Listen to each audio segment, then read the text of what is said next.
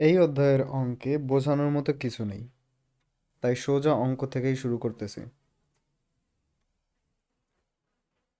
পহলপুর গ্রামের বর্তমান জনসংখ্যা, আমি একটা বিন্দু দিচ্ছি, এইটা মনে করো আমার বর্তমান প্রেজেন্ট 10,000 জন। বর্তমান জনসংখ্যা 10,000 জন। ওই গ্রামে প্রতি বছর জনসংখ্যা বৃদ্ধি পায় 3% হারে। তো প্রত্যেক বছর 3% করে বাড়ে, তাই না? তো আমি এটাকে এইভাবে লিখবো, +3%। 2 বছর পরে, আচ্ছা, যদি এইটা আমার বর্তমান হয় তাহলে 2 বছর পর মানে ডান দিকে, এইখানে 2 বছর পরে। তো এইখানে জনসংখ্যা কত হবে সেইটাই আমাকে বের করতে হবে। এবার আমি এইখানে একটা তীর দিচ্ছি, আর তার উপরে আমার +3%টা লিখে নিই। আমি এই 3%কে এখান থেকে মুছে দেব। তো আমার অঙ্কের ছবি হয়ে গেছে।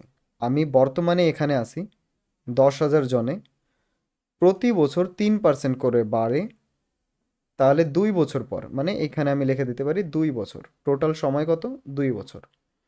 তো 2 বছর পর আমার জনসংখ্যা কত হবে করা যাক।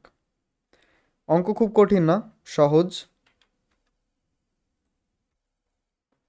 আমি খুব ইজিলি রাখবো। আমি যেখানে দাঁড়িয়ে আছি সবসময় মনে রাখতে হবে তীর যেদিক থেকে যেদিকে যাচ্ছে সেই নাম্বারটার সাথেই গুণ করতে হবে। তো তীর এই 10,000 থেকে যাচ্ছে, তো আমি 10,000-এর সাথে গুণ করব। 10,000 গুণ, তার সাথে কি গুণ করব?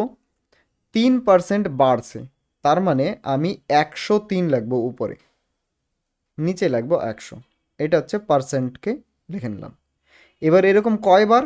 2 বছর, তার মানে আমি এই জিনিসটাকে 2বার লিখবো, 103/100। আরেকবার বুঝিনি। তীর যেদিক থেকে যায়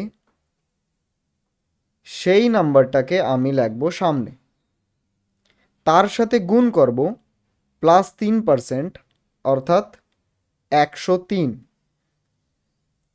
নিচেই 100 যেটা আসলো সেটা পার্সেন্ট থেকে আসলো, এই পার্সেন্টের জন্য এই নিচের 100টা আসলো। 2 বছরের জন্য ওই নাম্বারটাকে আমি 2বার লিখলাম, একবার এখানে, একবার এখানে।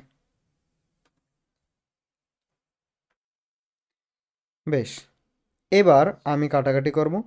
একটা জিরোর সাথে একটা জিরো, আর একটা জিরোর সাথে আর একটা জিরো, সেমভাবে এই দুইটা জিরো কেটে গেল এদের সাথে। তো গুণ করব,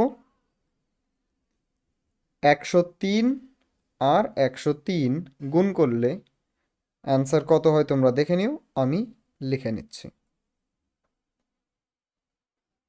এরপর উত্তর লিখে নেব যে অতএব ওই গ্রামে মোট জনসংখ্যা 10,609 জন।